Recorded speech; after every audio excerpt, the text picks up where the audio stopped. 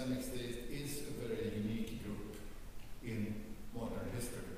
It's the first and only in a lot of respects, and it's most often being portrayed as a bunch of psychopaths or a crazy terrorist sect, which I think is understandable because of its brutal and cruel acts over and over again, but it doesn't help you to understand this phenomenon, the meaning of Islamic State. And it's no real secret. The Islamic State is very open about what it wants, how it works, what it does, within all the media, and it's in a way rather easy to cover it, and it's been confirmed by observers over and over again in the last years. Unfortunately, Napoleon is not alone in analyzing this. There are some who have really studied the phenomenon of IS and understands that it's not a terrorist organization like anybody. I myself wrote a little booklet about Islamic State half a year ago that in many ways corresponds with Loretta Napoleonis, and also a recent book that came out some weeks ago by the American writer Michael Weiss and the former Syrian journalist Hassan Hassan. Is very detailed about what IS really is. I will quote them instead of how they summarize the Islamic State. It's very close to Mr. Napoleon's description. They say, IS is a terrorist organization, no doubt, but it's not only that. It's also mafia who very skillfully uses new and old smuggling routes. It's a professional war machine that has impressed most of those who have watched it. It's an intelligence organization similar to Stasi in former East Germany that infiltrates its rivals and recruits supporters in many different ways. It is a sophisticated propaganda machine in all kinds of media that is also possible to follow. And it's political party apparatus that includes different groups and different variants with somewhat, not always similar interests, like the former Saddam Hussein generals, like Kurds, like secular tribal chiefs, and various members from different minorities in Syria and Iraq. So it's no doubt that sorry, my tape is here. Here we go. However, in one respect, Islamic State is not unique, and I think that you were mentioned that in a way, that it could be called in American academic circles. There is a concept called armed non-state actor. It's not a non-state actor like a business company or a civil organization. It's an armed non-state actor with ambitions to become state-like. And there are a number of, in that respect, similar non-state actors in the world, and especially in the Middle East. We have Hezbollah, who has been a non-state actor for 30 years. We have PKK in Turkey, which has been even longer and has been fighting since 1984. We have the Taliban in Pakistan and Afghanistan. We have Boko Haram in northern Nigeria, Hamas in Gaza, but also West Bank, the Houthi milice in Yemen, and one could go on and go on. And they all have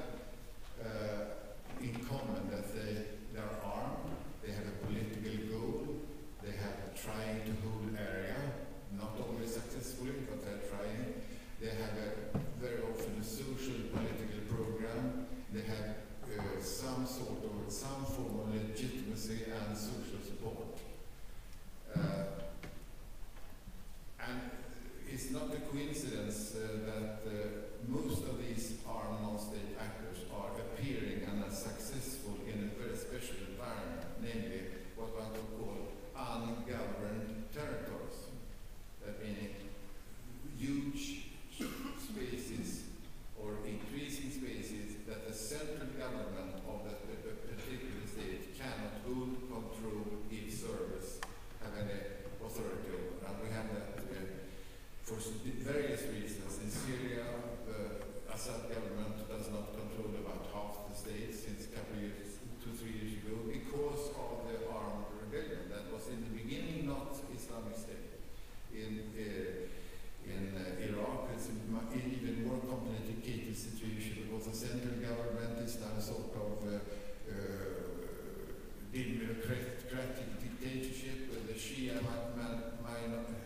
majority that really doesn't want the Kurds up in north or the Sunni Muslim elite in the west and center of the country to have any part of the country, which means that there's been the Kurds control their area, there's been uprising in Anbar in the west of Iraq. The Baghdad government does not control maybe more than 50-60% of its territory. We have Yemen, we know everybody, how that is a failed state. Non-governed or ungoverned territories often appear in failed states, however you define it. The most obvious example is, of course, Libya, where IS has established itself clearly the last 6-12 months. Sinai in Egypt, where we can go on. And this is a phenomenon that the world community, United Nations, is very hard to attack that or treat it, because nothing in international law, folkrätt på svenska, or in United Nations wording or charter really deals with anything else. They only deal with the states in the Westphalian sense from 1648. And these are new sort of actors working within these states, trying to be something like these states, but it as a community cannot get around the capitals, the central governments, which we have seen in Iraq and Syria and other places.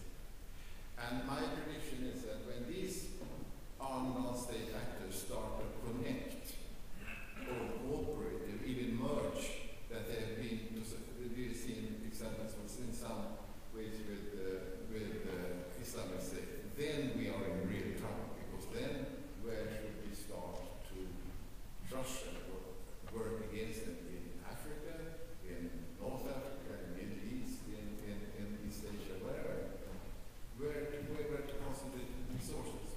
And I enter the final point. I personally am not sure at all that Islamic State is the biggest threat, or a real threat at all to Sweden.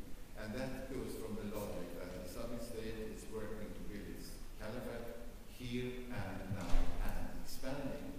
It's not allocating resources, it's not interested to work at the far enemy like the Al-Qaeda did.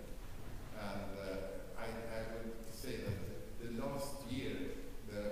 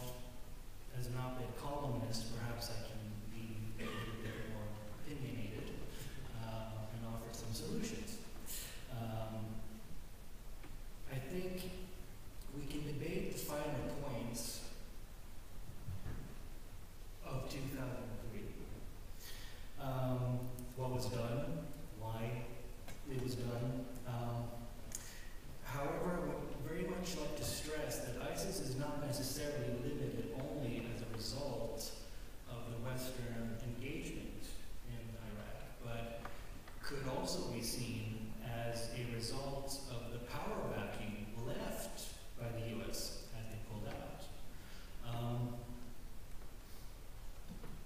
Now the question is what to do, and who should do it, and how we should do it. When it comes, in the case of Sweden, Secretary Margot Wallström earlier this year announced that Sweden will be contributing a training force of about 35 people that will be sent to Iraq to train the Iraqi military, not the Kurdish Peshmerga militia. However, if we deem this fight important, it is truly beyond me why we would only engage in such a limited capacity. Why we would let others fight the fight that we do not ourselves dare to fight.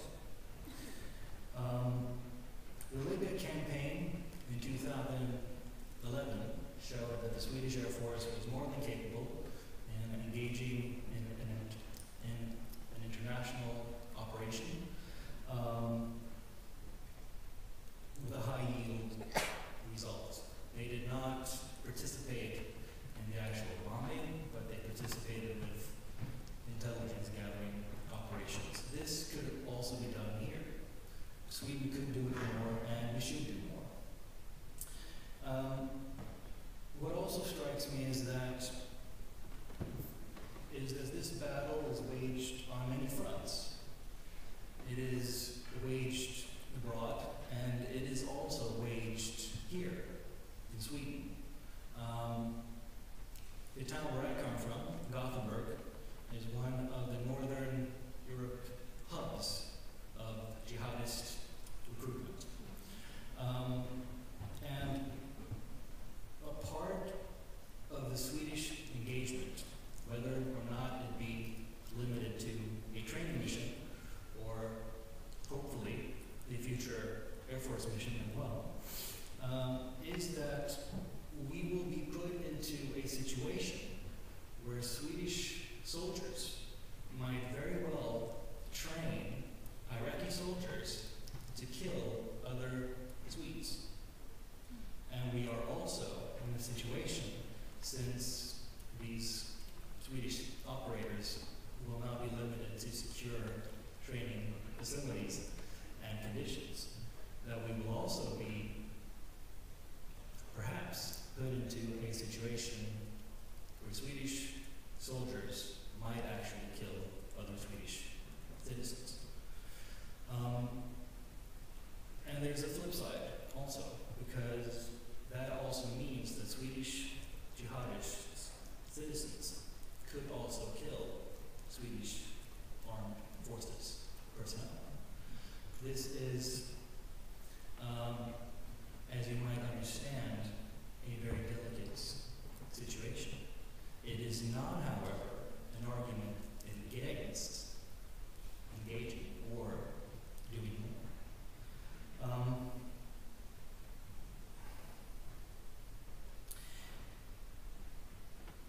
I believe that ISIS is the litmus test of the so-called feminist foreign policy.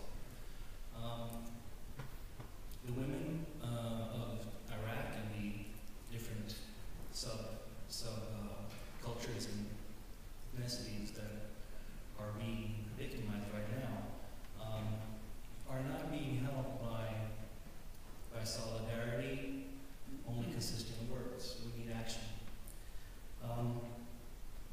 Sweden must do more simply because we can do more. This is not the time for an independent voice. It is not the time for an independent commitment. We must unite. And